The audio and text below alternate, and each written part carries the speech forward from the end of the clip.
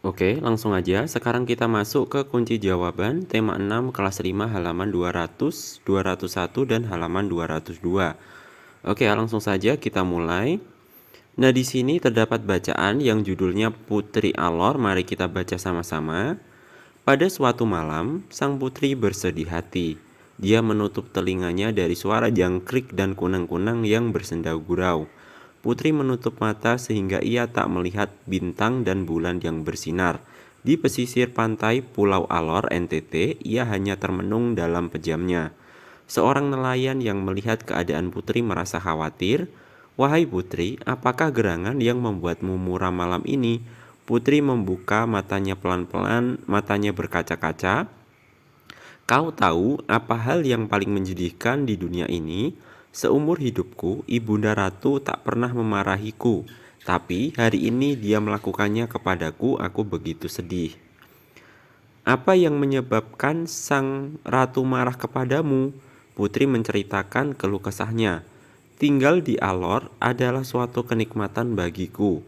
Air laut yang jernih, pasir yang putih, biota laut yang beragam, ditambah bukit dan pegunungan terjal yang menambah pesona, serta keramahan seluruh rakyatku.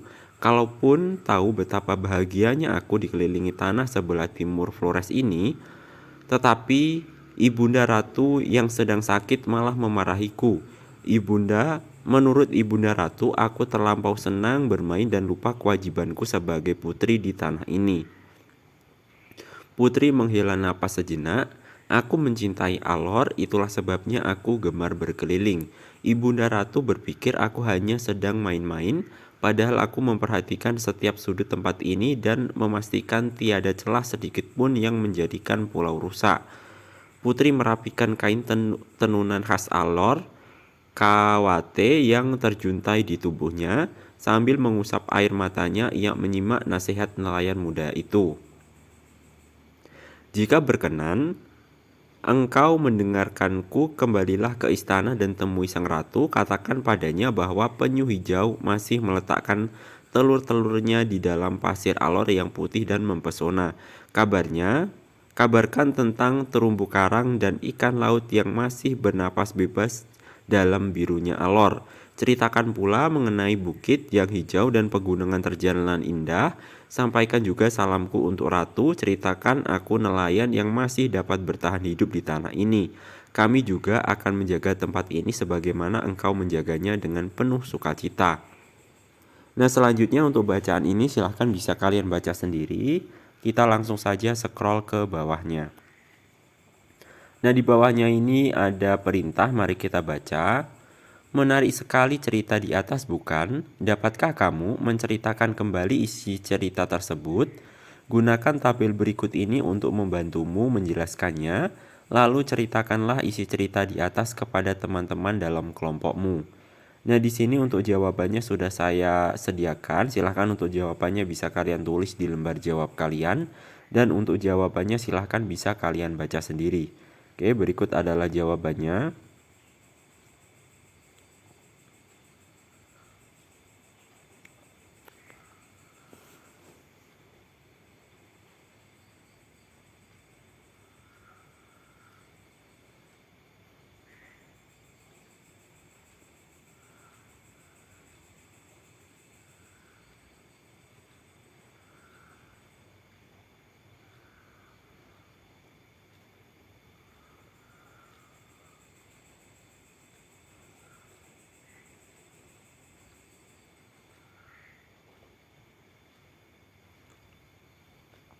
Nah, sekarang kita lanjutkan ke soal berikutnya. Salah satu tokoh dalam cerita di atas adalah si nelayan muda yang tentu saja sering berinteraksi dengan laut untuk mencari ikan. Kamu tentu ingat bahwa para nelayan memanfaatkan angin laut dan angin darat untuk pergi melaut. Gambarkan bagaimana si nelayan muda memanfaatkan angin darat dan angin laut untuk bekerja di laut. Gambarlah pada tempat yang tersedia di bawah ini. Berikan keterangan untuk memperjelas gambarmu. Nah, berikut adalah gambarnya. Silahkan bisa kalian gambar di buku kalian masing-masing. Ini adalah gambarnya beserta penjelasannya. Silahkan bisa kalian gambar dan kalian tulis di lembar jawab kalian.